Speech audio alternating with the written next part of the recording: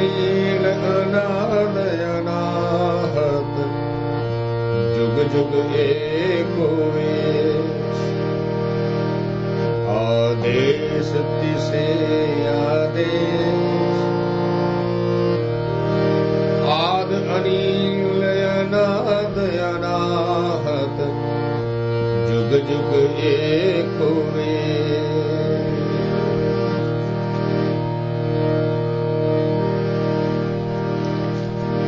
मुंदा संतोख सरम पत झोली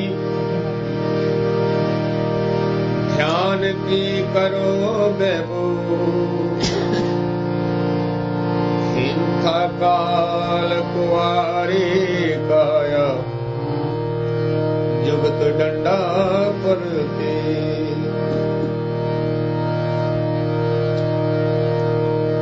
आई पंथी सगल जमाते जग जीते मन जीते जग जी। आई पंथी सगल जमाते मन जीते जग जी। आदेश तिसे आद अनिल अनाद अनाहत जुग जुग एक वेश। आदेश तिसे आदेश आद अनिल अनाद अनाहत जुग जुग एक वेश।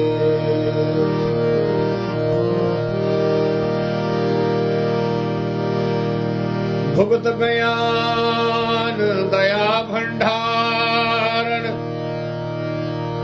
घट घट वाजे ना। भुगत बयान दया भंडारण घट घट वाजे ना। एक नाते सब जाके रिद सिद्ध अभरासा। आदेश तिसे आदेश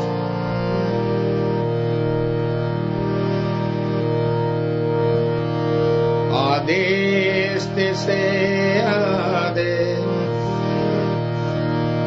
भुगत बयान दया भंडारण घट घट वाजे ना। आप नाथ नाते सब जाके रिद सिद्ध अवरासा। संजोग विजोग तो कार चलावे लेखे आवे भाव। संजोग विजोग तो कार चलावे लेखे आवे भाव। आदेश तिसे आद अनिल अनाद अनाहत जुग जुग एक वेश। आदेश तिसे आदेश आद अनिल अनाद अनाहत जुग जुग एक वेश।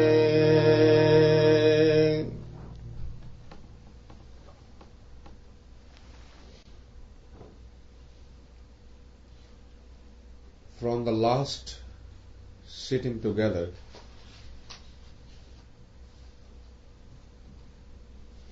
we were looking at सो दर केहा सो घर केहा। जित बह सर्व समाले. And Gurvani basically took us into the journey of गावे तुदनु पवन पाणी बैसंतर गावे राजा धर्म दुआरे. Sound. And when we were talking about the sound, the conclusion was So Path Sa Path Sahib Nanak Rahan Rajai.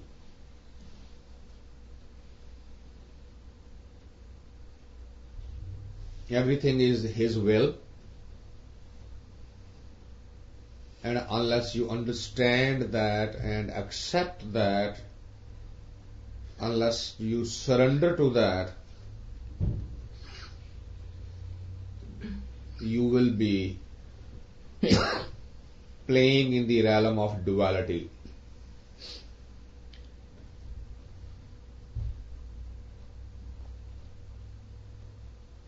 The next 4 stanzas, up till now, Gurbani has been talking about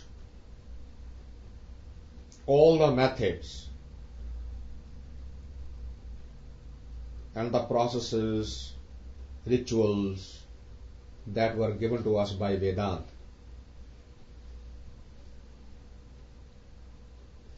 And now, shifting the consciousness, and next, in the Indian continent, the oldest process came from the Vedas. And then the next methodology came from the Yoga Shastra, Yoga Mat.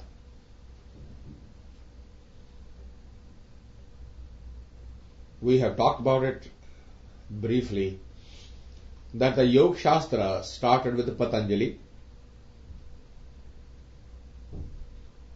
and the Patanjali's basic hypothesis was, when we change the consciousness, the body posture changes. When we feel happy inside, our whole personality lights up. When we feel sad inside, our whole posture goes into the negative mood, and the people can see it. When we are angry inside, everybody can see it on our face. So if the changes in the inside consciousness reflects on the outside, what if we change the process? What if we change the dimension? What if we outside change it first? Would the inside change accordingly? And Patanjali's yoga proved it to the world. Actually, experimentally and experientially, that when you change the outside, if you do not focus on the outside and remember why are you doing it outside, the inside changes will follow. Patanjali's whole hypothesis was that I will sit in that mudra, in that pose, in that model, and then stay focused on the inside, not on the outside. See, on the outside I can just sit like this. This is called the Buddha posture. The spine is 90 degrees to the earth, the legs are crossed, and if you hold your toes with these two fingers, now you have closed the cycle. And when you sit in this is called a lotus position. Now the question is, would the inside feel that you are actually a lotus? The answer is yes, provided you are not focused, you are not worried, you are not bothered by the outside. If you as a consciousness stay focused on the inside and only support the body in that posture, the inside will slowly change. He proved it to the world that it is possible, and many people going on that path have actually evolved consciously using that method. After Patanjali, in India there was a master called Gorakhnath. And Gorakhnath took that process and put it into the practice and achieved the highest level of consciousness. Along with Patanjali's yoga, he also discovered lots of other secrets of the human consciousness. How does the energy move along various axes, various directions?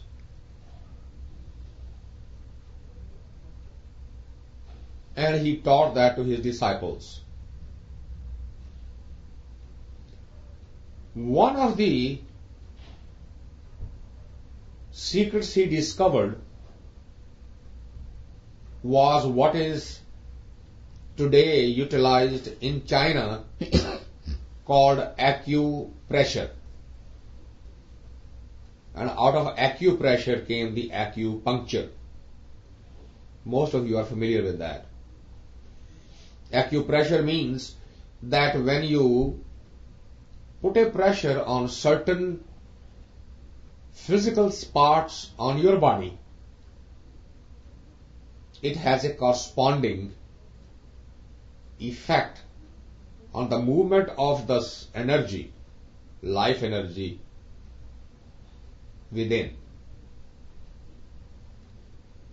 And if you go to, they have discovered now close to 70 pressure points. So when you go to acupressure, acupunctures, they'll put the needle at certain spots specifically, and each spot has a specific purpose. And they put the needle, and if the energy is blocked, they keep drilling the needle little further deeper and deeper, and they rotate the needle to release that pressure. The idea is to provide the help to the seeker to remove the blockage of the energy.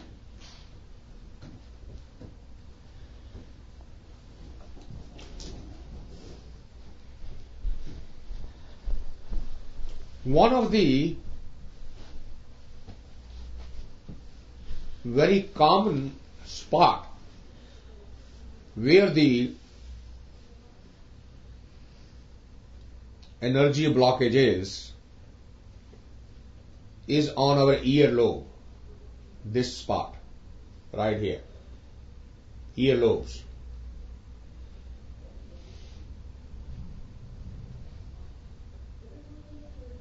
And that sounds very strange.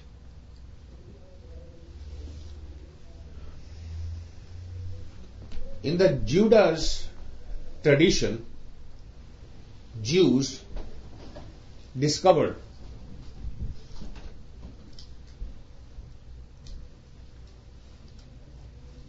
that in the first 14 days after the child's birth,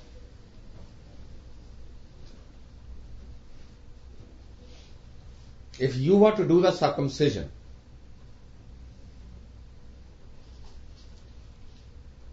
then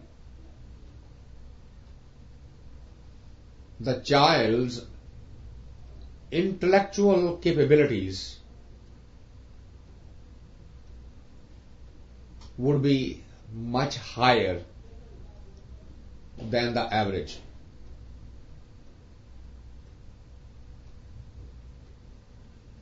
Today those scientific experiments are going on to prove it to the world that the circumcision of a child done before the 14th day has a different impact on the ultimate growth of the child than if it's done later on. The energy doesn't have the same impact on the human consciousness. The circumcision before the 14th, it works as a direct hammer. The energy is released and goes straight to the brain, and the evolution of that particular consciousness is different. These are all documented things. Have you ever noticed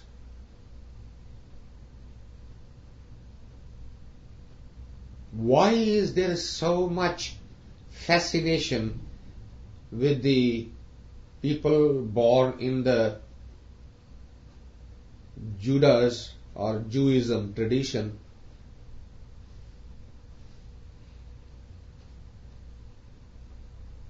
Majority of the people just say that they are very rich, they are very smart, they are very this. And Jews basically explain it by saying we are the chosen one.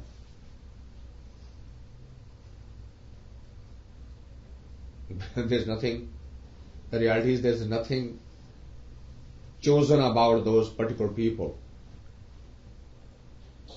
Some master in that tradition gave them this secret that if you were to do the circumcision before the 14th day of the child, the brain power, it will hit directly at that consciousness, at the brain power. That's why majority of the great minds of the last century, if you want to look at Einstein like people, they were from that consciousness. They were born Jews. It's not being born a Jew that's important. It is the secret. I'm giving you these examples to bring you back into that Gorakhnath discovered that one pressure point in the body is the earlobe. The other pressure point in the body is this portion of the nose. That's why Nath came from the word, Nath came from the word, the one who has conquered the pressure point in your nose, Nath.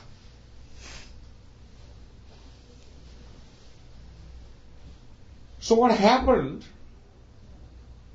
in that tradition, that if you want to become a yogi, the very first initiation is that you will need to go to somebody and pierce your ear, not as a decoration, not like the ladies in India do it today, to just put the earring and stuff like that. but have a tear big enough that you can literally put a ring around here to put a pressure.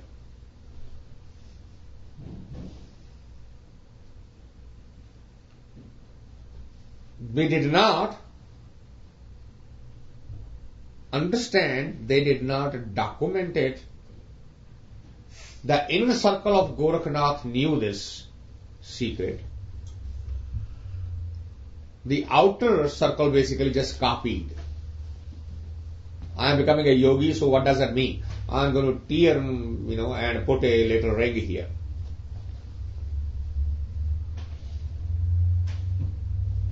What was that doing? That was actually impacting certain part of the brain which was related with the higher consciousness and was helping you to meditate. That's all.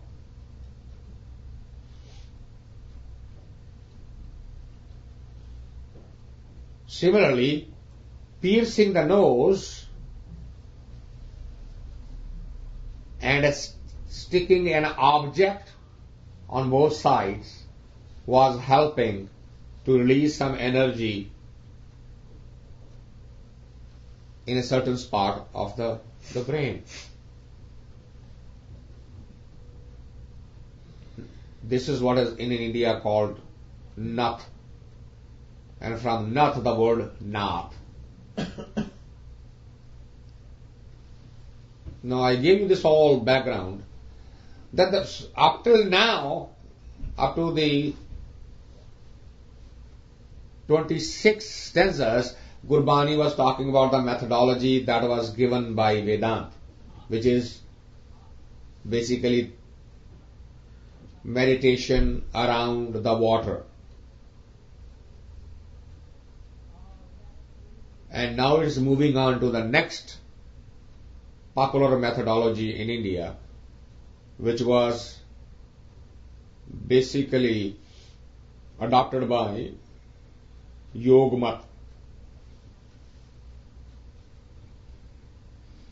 And their secrets, they will basically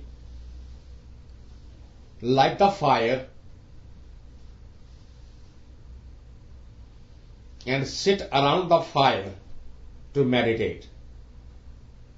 They will take the dust created by that fire and they will put around their whole body.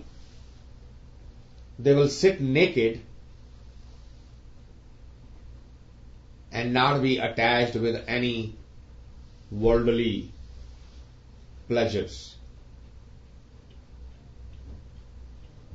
They will have these rings around their ears or rings around their nose. They will take the certain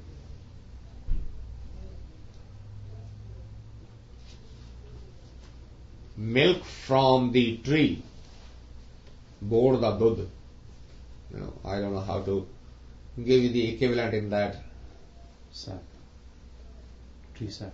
Yeah, tree sap. So they will take that, put in their hair, and that would help them to increase the length of the hair, and they will tie up in knots.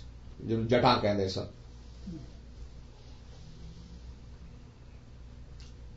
But each one of these things had a certain spiritual, mystical reason, because they were symbols of something. And as the time went on, the secret was lost and only the rituals remained. Just as in Vedanta, when the rishis said, make a little statue,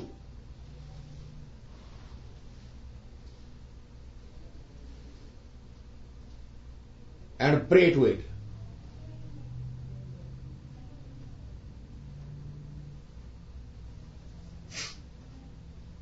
Now the idea was, if you are going to be surrendering, right? The model is surrender your ego. Okay, fine. Surrender to whom? Right? That was the very first question. A seeker will say, who should I surrender myself to? The reality is the Creator has no name, Creator has no face, Creator has no body. But the person will say, yeah, I'm ready to surrender, but to whom? So since the intellect would not give up, they created a device. They said, make a statue. Statue of anything that within you creates that image. You surrender to the statue. The reality is, surrendering can happen right now, right here, to this wall, to this human, to this object, or to none of them within yourself, surrendering to the higher sources. But the humans had a difficult time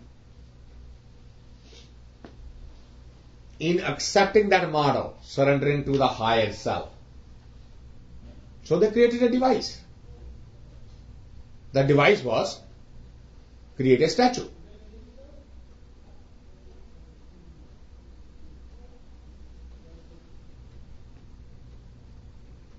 Now, unfortunately, as they saw, as the time went on,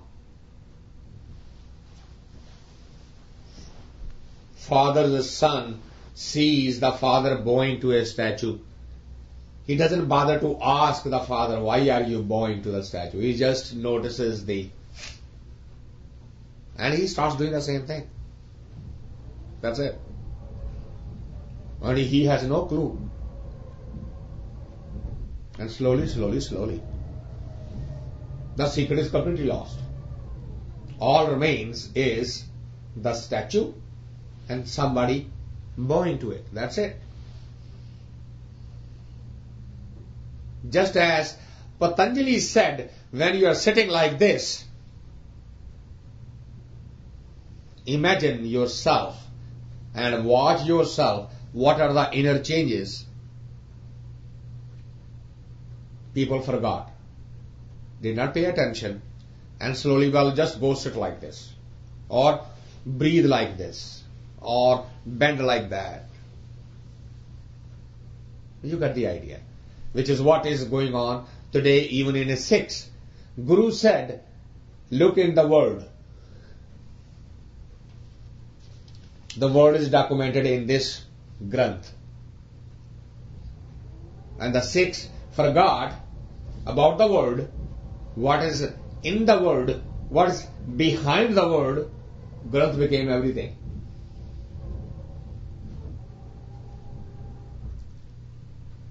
Same thing happened to Gorakhnath. So today, Gurbani is now paying attention to the Yogmat. The next 4 stanzas will describe all of the ritualism associated with the Yogmat and will highlight as to what they were supposed to be and what they really became. This is not what they were meant to be, but they became that.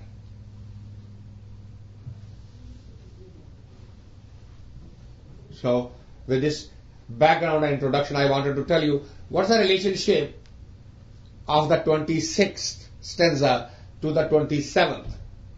Up to the 26th, it is the Veda. And we have discussed that in detail.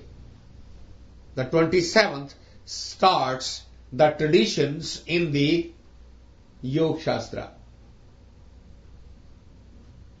And the line, the first word comes in Munda Santokh, सरमपत झोली, ध्यान की करे भेपूत. Okay, the very first word is munda. Munda means that earring.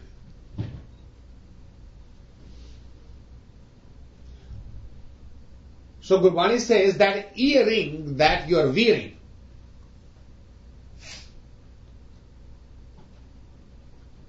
when Gorakhnath told you to wear that, it was supposed to have an impact on your consciousness.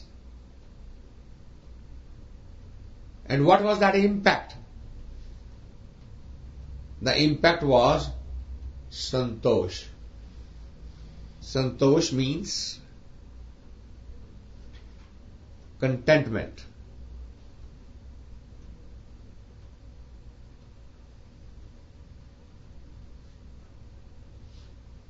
There are two words in the Indian language which cannot be translated very exactly in the English language. But let's spend some time on them. One is santosh.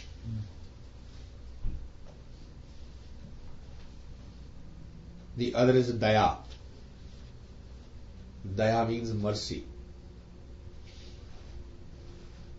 But if you stay literal meaning, you won't understand what is being indicated.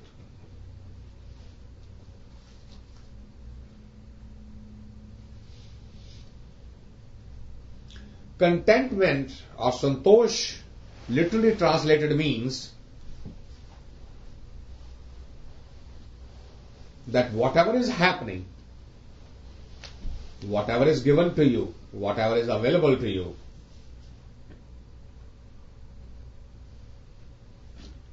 whatever is His will, thy will be done, you are supposed to accept that without question, without complaint. You just surrender to that.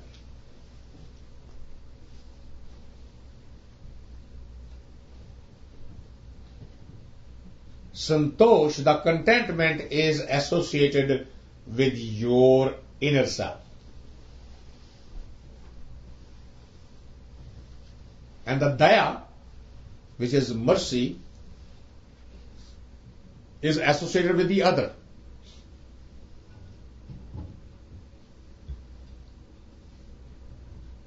You are supposed to feel compassion, mercy, for the one who is not at the same level, who is not as blessed as you are. So now watch what happened to the human. In our real life, what we did. So when something bad happens to us in our mind, that this is bad,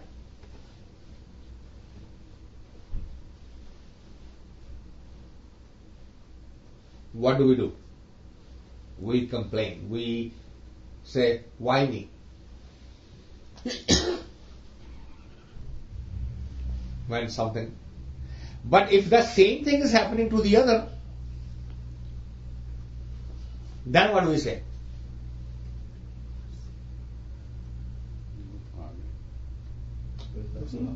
It's his will. I mean, right? उसके कर्मों का फल है भाई. भगवान ऐसे ही चाहते थे. क्या किया जाए? Right? I can't understand. When it happens to the other, Yeah. then we say, well, it is his will. I didn't cause it the pain to you. If you are suffering, if you have a bad luck, it's your destiny. But if it happens to me, oh why? Right? The same thing does not apply to us. So, Contentment is when it happens to the other. Whereas it was supposed to be contentment when it happens to you, not to the other.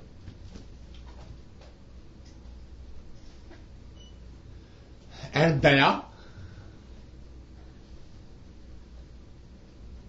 was supposed to happen for the other. But what we do? We seek the sympathy when it happens to us. Right? Come on, give me a break, I'm already suffering. Have some compassion on me. Don't you have any sympathy for me?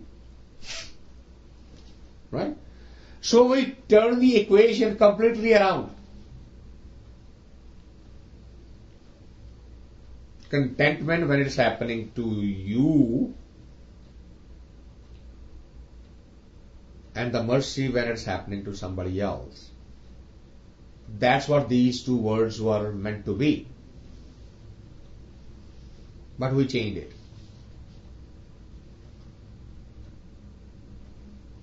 So Gurbani reminds us that in yoga,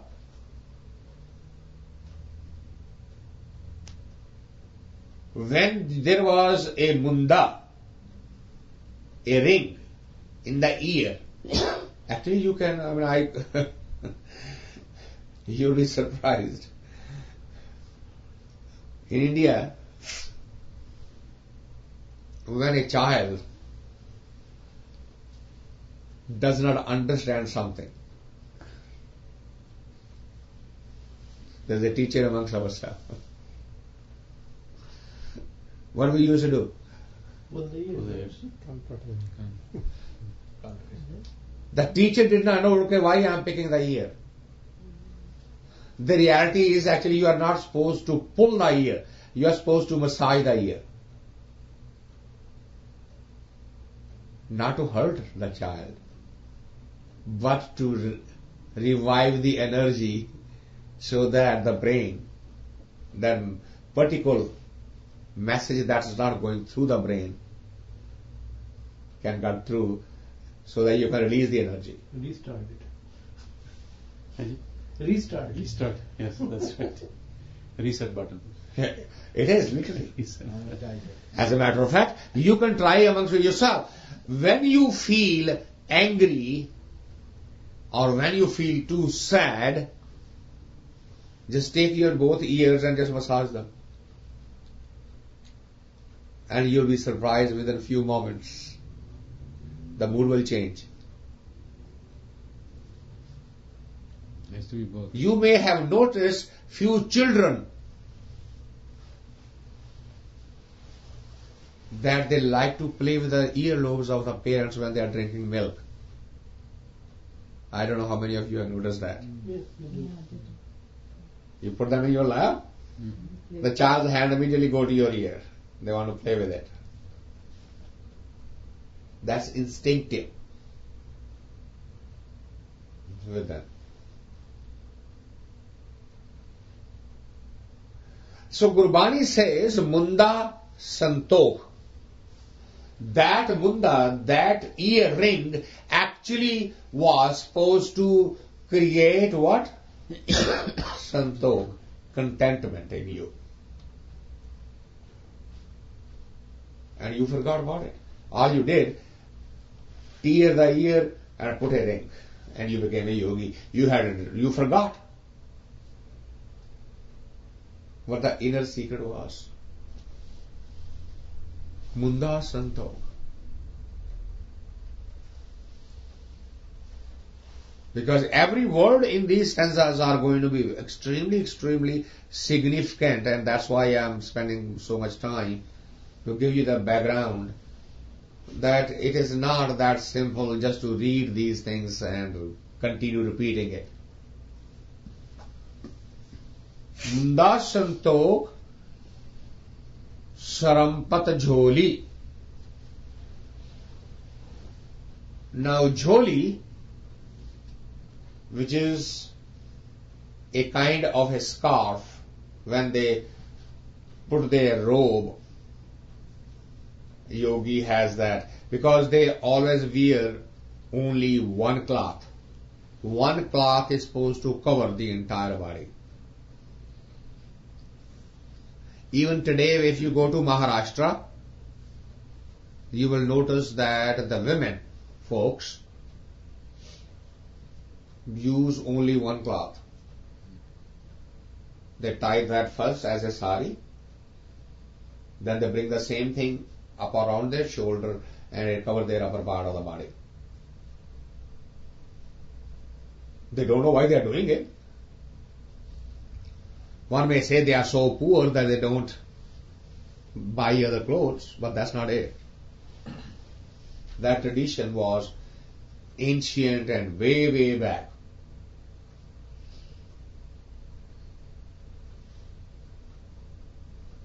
He says that joli, that cloth, which is meant to do what? Saram pat.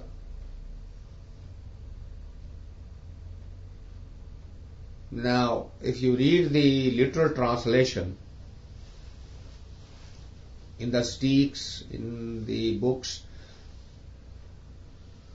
it is translated as a saram means to work hard.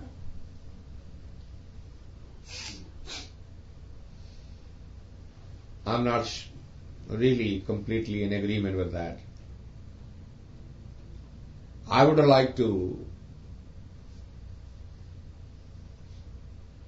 direct your attention to the word saram, what we call sharam,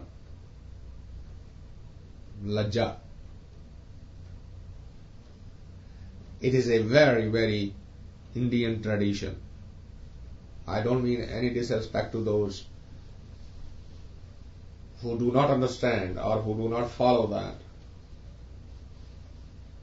It's just a tradition. Lajja.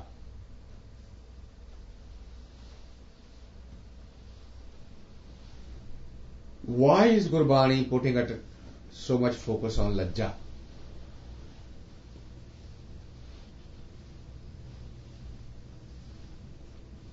It's amazing.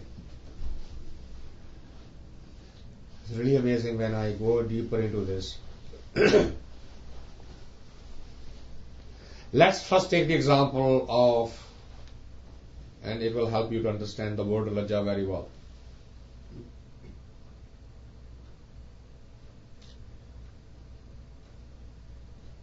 And I'm now basically addressing the Eastern mind, not the Western mind. Both male and female, think about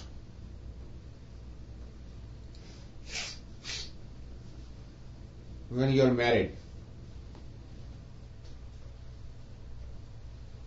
and you're meeting for the first time.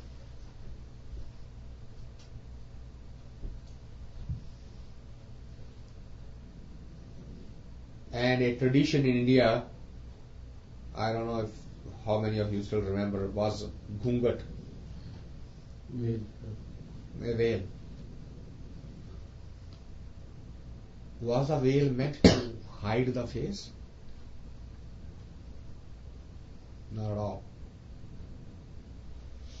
Veil was a sign of lajja.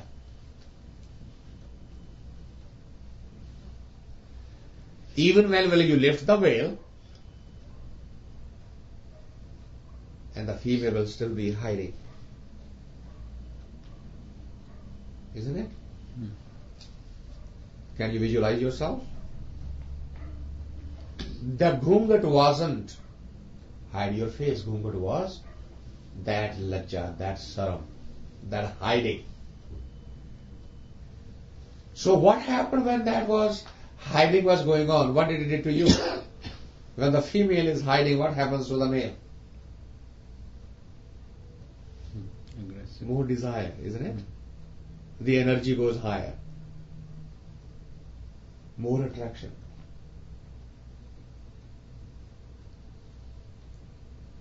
Well, that's a physical dimension.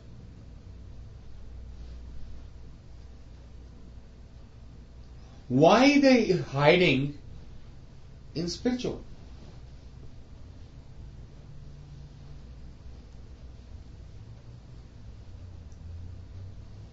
When I am going to my ultimate creator,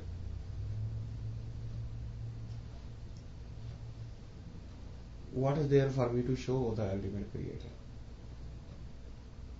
What is that in me that I would want to display to him?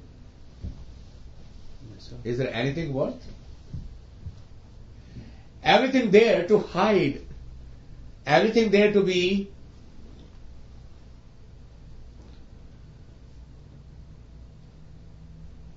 I'm not worthy. Isn't it? Where is the ego? See me. What is that I'm going to show? What is in me that I'm going to display to my creator? All I can do is hide. More he says, show me, tell me, let me know. More I am saying, no, I'm not worthy. Oh, please accept me. Please don't expose me. Just accept me. Isn't it?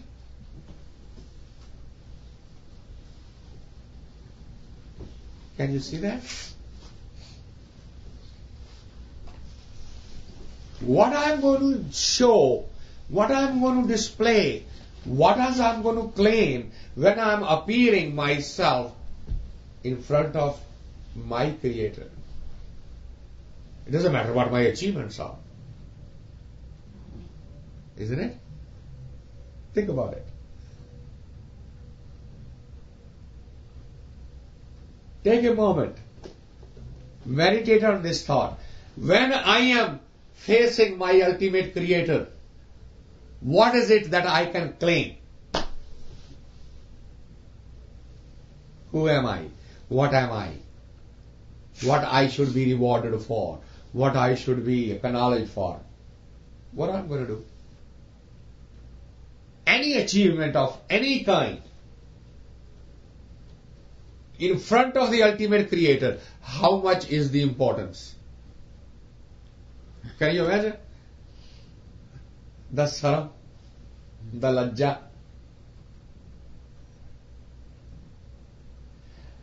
In front of the world, I can display my certificates. I am Shriman 108. Right? I am a PhD of this and this.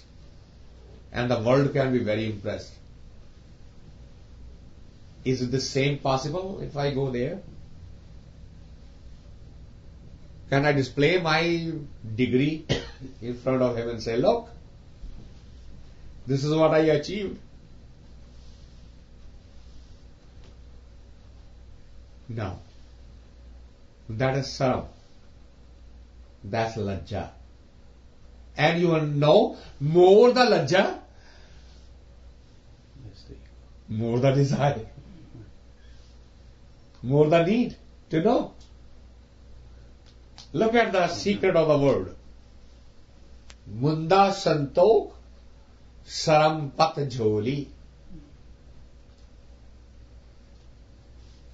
That cloth around you should have been the cloth of saram, lajja. Literally translated in English, it is what? Humility. The humble. We don't want to be humble.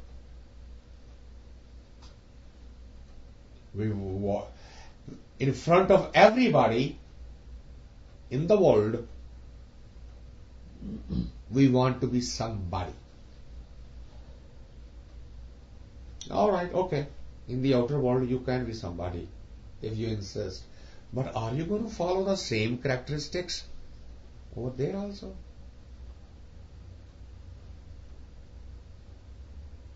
That's what the Gurbani is asking.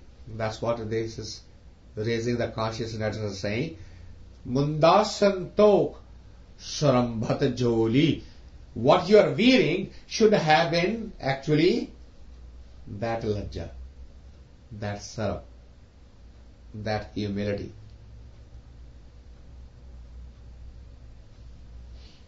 Dhyan ki kare bheput. Now in yoga, the yogi used to take that ash from the fire and basically cover their body, naked body, with that ash. Now, physically, the ash literally blocks the pores of the body. When the pores of the bodies are blocked, what happened to the natural ventilation? Perspiration, right? When we perspire, what happens? The body cools, right? Because of the wind. But if you block the pores, there's no perspiration. So the body stays warm. And that's what yogis were using it for.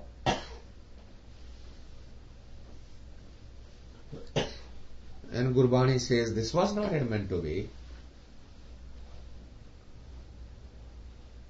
If you wanted to cover your body, it should have been covered with what? He said, Dhyan ki kare behut.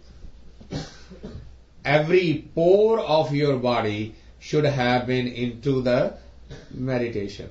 Dhyan means single pointed energy. Focus. Dhyan. Dhyan ki kare behut. He says when Gorakhnath told his disciples that cover your body with this dust, he was not meaning to create a literal cosmetic makeup of your body. He was basically saying, you are 24 hours, 7 days into a meditative state. That was supposed to be vibhuti, covering. 24 hours. Just stay with one thought. What thought? Thought of your Creator. The one who made you. The one where you came from. Dhyan ki kare vibhut.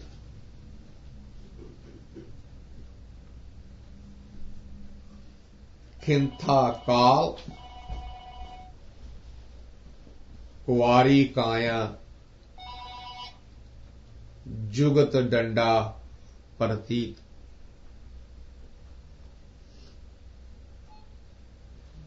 Khintha. These are all the words for the yoga.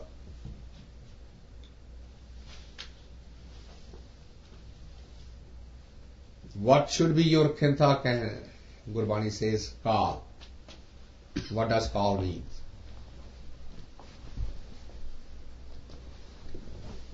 Now you'll be surprised, this word is so multifaceted.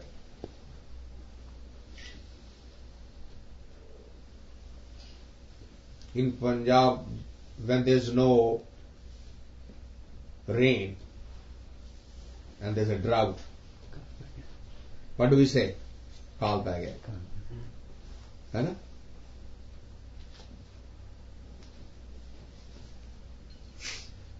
Kal ya kal is also associated with what? Time.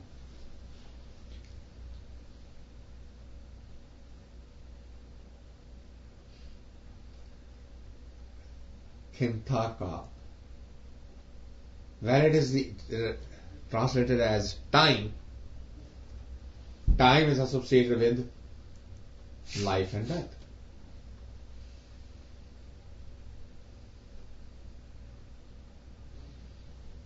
So Gurbani says, surrendering to the flow of the time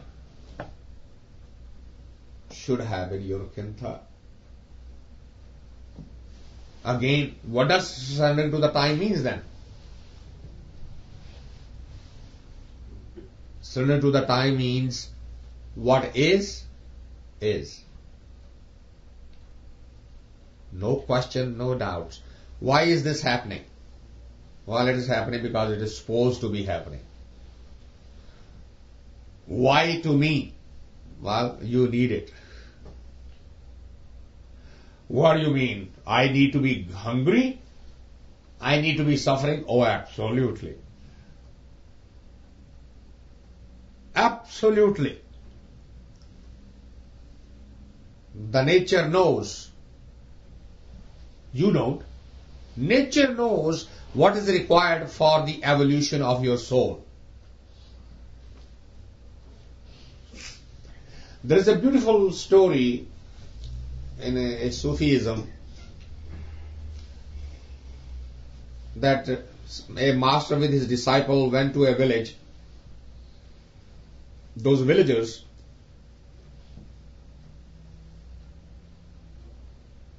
serviced them like anything. They were very happy, they were being fed, they were being taken care of, and every evening the master will pray, "O Lord, thanks for your bounty."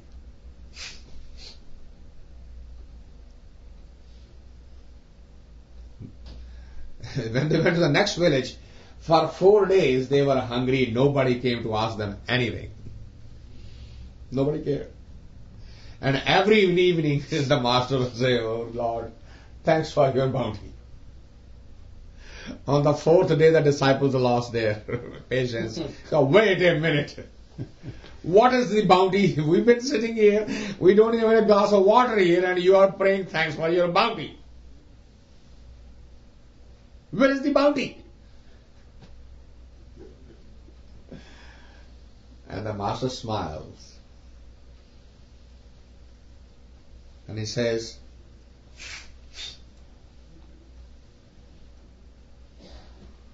when you overeat and put your digestion system to so much work, don't you think it needs some rest? So what do you mean? I'm just asking you, when you put something to so much work, should it not be resting? So, well, the question is, were you going to give your digestive system some rest or not? If you were given the choice. But the food was given to you. What were you going to do? You still were going to eat. He knows that your digestive system needs some rest. Since you wouldn't give the rest, he said, well, let me take the food away. He knows better than you are. So the bounty is, he's providing your digestive system some rest, which you would not give of your own accord.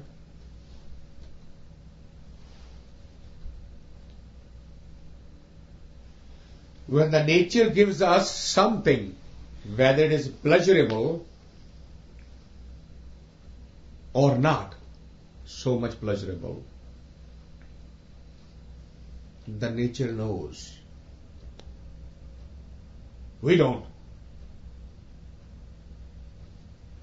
So when the nature is giving you that, if you are on the path of spirituality, what would you say? What should you say?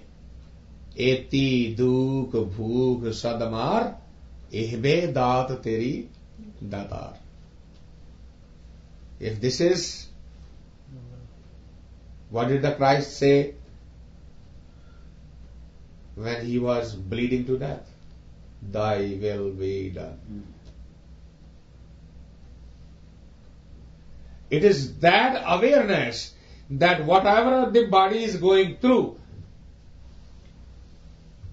it is going through because that's what it needs. That is the moment to learn the lesson.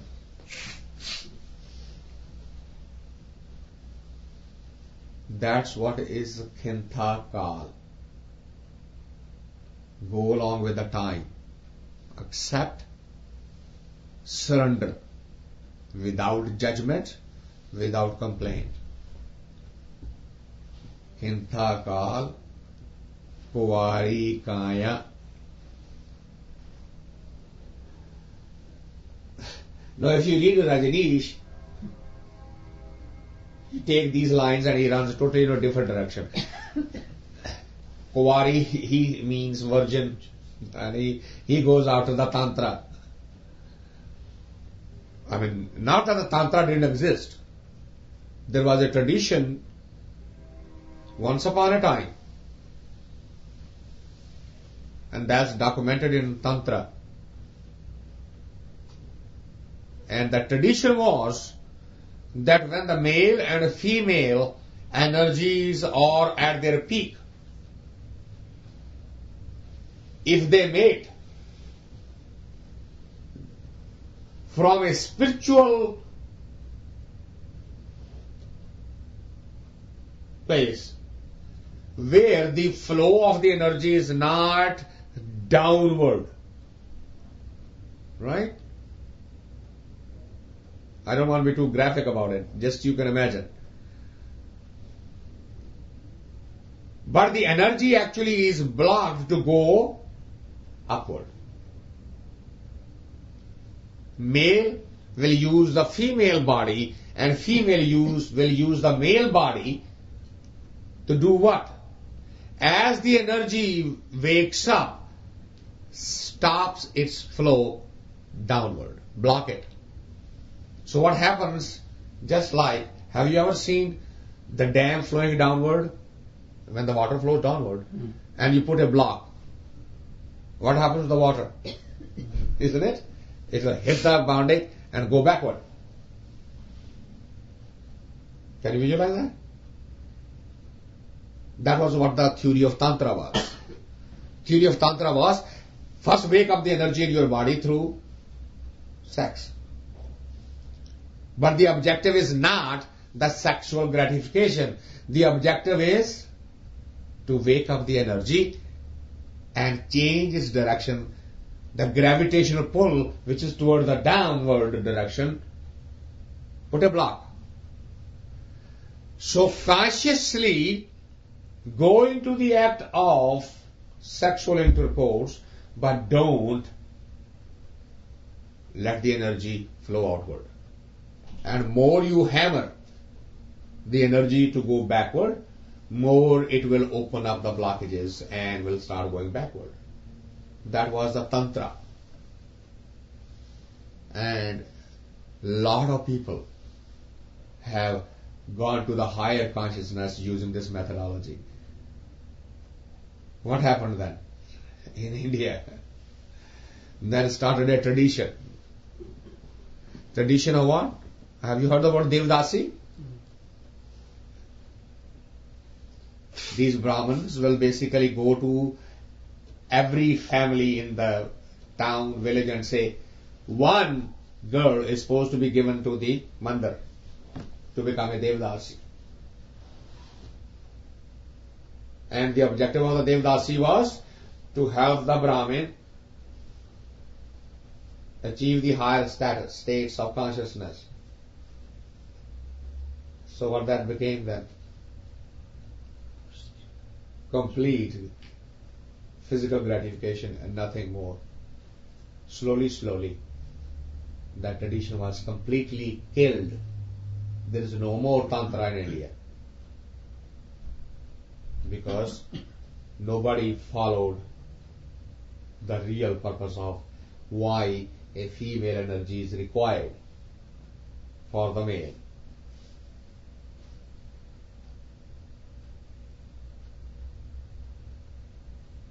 So Rajneesh takes that. He said, Kumwari, you need the Kumwari. No, I am not in agreement with Rajneesh here. Kumwari Kaya means what? Kaya means the inner body, not the physical, the inner body. Inner body, Kaya, Jeev, Stri, Dhan, What does Kumari means? Kumari means the one which is not impacted by either the positive or the negative. That's Kumari. Literally translated Kumari words mean, for both of you, is virgin. Kumari means virgin. What is a virgin body? I am not talking about the tissue. I am not talking about the physical. Because we are talking about pure spirituality. The inner, kaya, means the inner body. How can it be Kumari? How can it be virgin?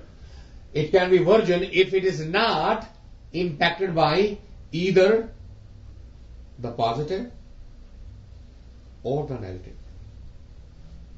So innocent to both. It is neutral to both. Sukha and dukkha. Pain and pleasure. It doesn't care. What does it mean it doesn't care? Well, it had earlier said you surrender to the ultimate. Right? I mean, go back to the first verse. It had already said Munda Santokh. Santokh means contentment. Whatever it is, it is. If it's a pain, okay. If it's a pleasure, okay. So, a kaya can be Kumvari or virgin only when it is transcending the both. Kintha kal, Kumvari kaya, jugat danda paratit. Danda means a rod that you have seen in the Hollywood version of the Moses carrying a rod in his hand. Staff. That's staff. That's danda. So what should have in your staff?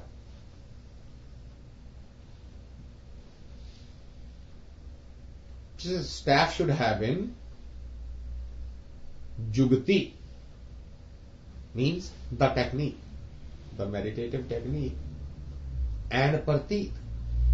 Pratit means the belief system. They pratit hi nahi hai kisi de utte, then you're not going to follow anything. Jugat danda pratit means the belief, the acceptance, the faith on the other. Who's that other? That your master, the one who's teaching you. If he's saying you need to do meditation this way, then you should have the pratit, you should have the confidence, belief on your master that your master is telling you the truth, is not misleading you. If the master is misleading you, then go change it. How do you know if the master is misleading you? Yes, no. What a riddle. Can a disciple know if the master is misleading? Right? By definition, the one who is a master, if you have accepted you are the master, based on what? Well, no, I believe him. Okay? So if you believe, then he says, go jump. Then jump. Wait a minute.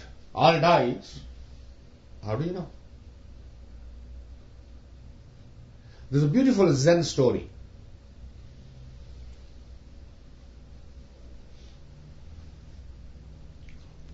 That a boy comes to the master and says, would you take me as a disciple?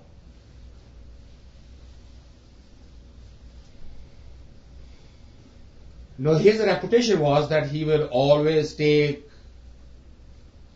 the rich people as disciples, the king's sons and princesses and princesses. And this he is very poor. And he just come to him and say, would you accept me as a master, as a disciple? And the other disciples are watching what he's going to say. Of course I will take you as a disciple, provided you can walk through that fire. He said, okay. So he goes there, walks to the fire. So he's come back. Say, would you take me a disciple now? Of course. One more thing if you do. If you jump from this hill to that valley. Now everybody saw that if he makes a jump, he's not going to survive.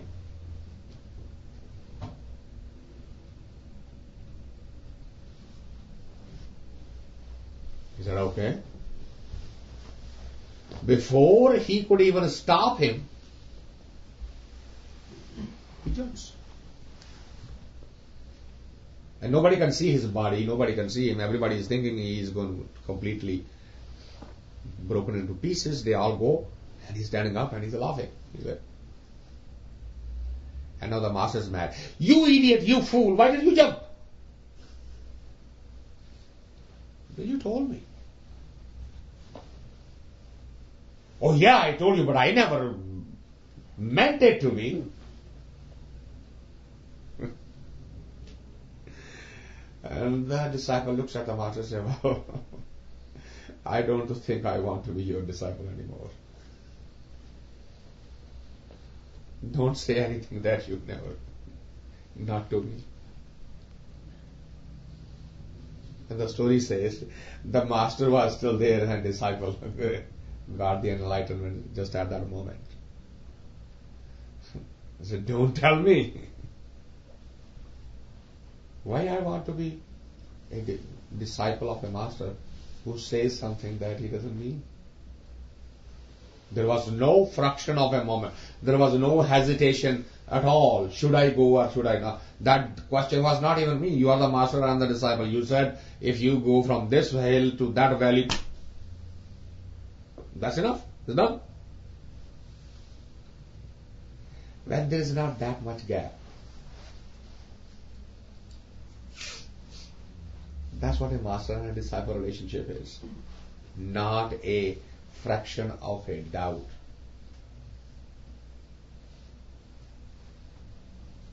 That is prateet. Jugat danda prateet.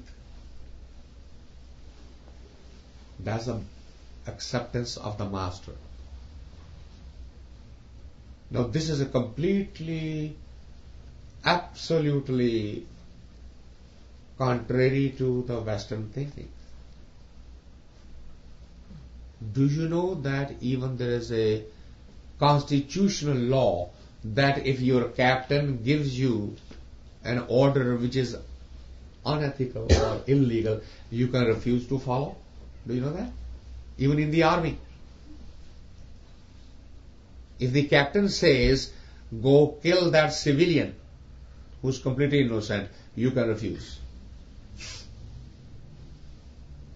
In the military, that is the only exception. But there is an exception. Normally, when the captain says move, you only say yes, sir. In spirituality, even that exception is not allowed. Only then you are a true disciple to a master, when you have reached that stage of relationship. That's Jugat Danda Paratit.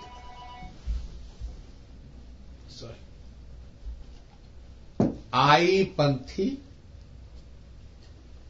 Sagal Jamati Man Jeete Jagjeet.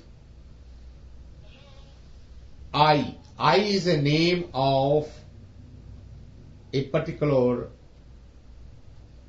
yoga discipline. There were 12 different disciplines in Yoga Shastra at the time of Gorakhnath, and the I Panth was considered to be the highest. I Panthi. So what is the highest level of brotherhood? Panth means the congregation, the Rasta. You say, what is that Aipanthi? Gurbani says that was supposed to be Sagal Jamati. Jamaat means the school, class. Sagal means everybody. The highest of the teaching is what? We belong to Sagal Jamati. Everybody belongs to the same school. Sagal means all, no exception. What is the highest path to follow? It says Sagal Jamati. What path we follow? I am a Sikh, you are a Hindu, you are a Muslim, you are a Christian, you are a Buddhist, you are this, right? We have all these divisions. And Guru says, no, wait a minute. Those are just the coincidences because you were born in a certain time and a certain space. That doesn't make you any different. The Panth, the highest of the path, was supposed to be what? Sagal Jamati. Everybody belonging to the same class. Panthi, Sagal Jamati, Man Jeete, Jag Jeet.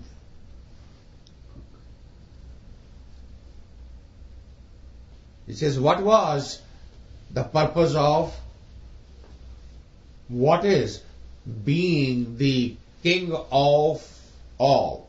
Jagjit. If you want to be the king of all, Jag means the whole universe. It says, conquer your mind, conquer yourself. Man jeete. If you conquer your own mind, you have conquered the whole world. Okay. So this was the symbolism for the Yoga Mat.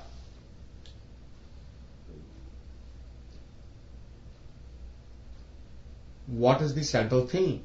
And that's what we started our evening with. This is Ades. They say Ades. Ad, Anil, Anad, Anahat, Jug Jug Eko Ves. This is the whole objective of the human journey is to do what? Ades. They say Ades. Ades is the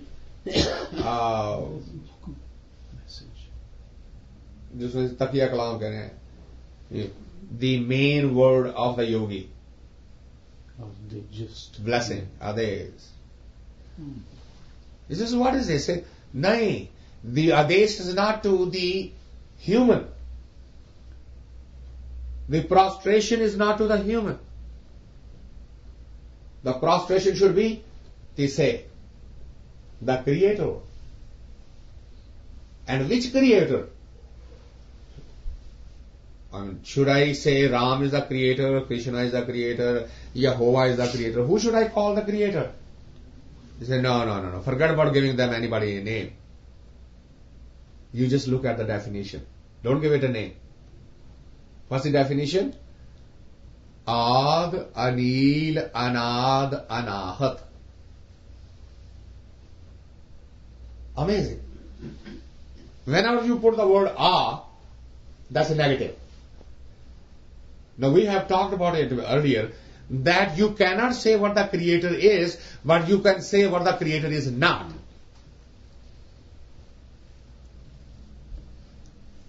So Adi,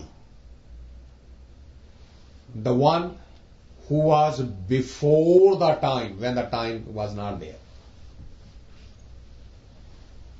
Anil. Neel literally means the color. कपड़े में नील लगाया जाता. The one who has no shade cannot be distinguished. Right? You put a color, you can distinguish. Ad, Anil, Anad. One who, which is from the soundless sound. Nadi means sound, Anad means soundless. Ad, Anil, Anad, Anahit.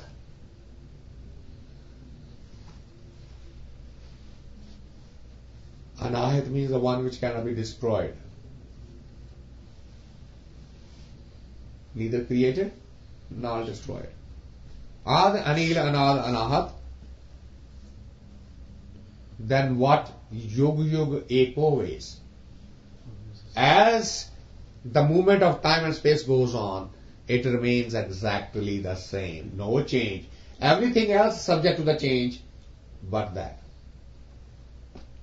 So what should you do? So just stay focused on that. All others were just devices to help you.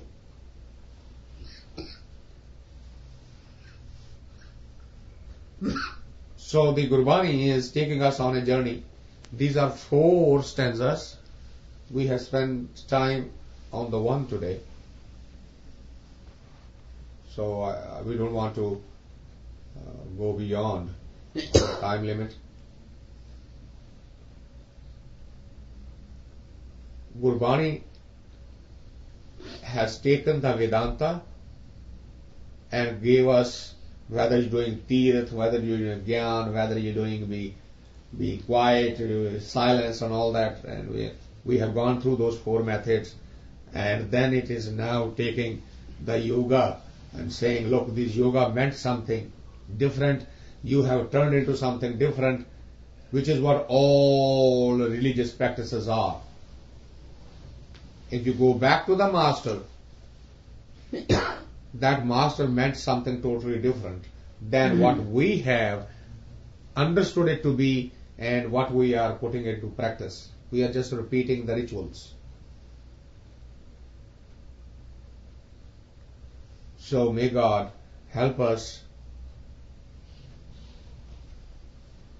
to understand what is beyond those words so that we can transcend the physical and focus on the non-physical, so that for the purpose this body was given to us, we can fulfill that purpose.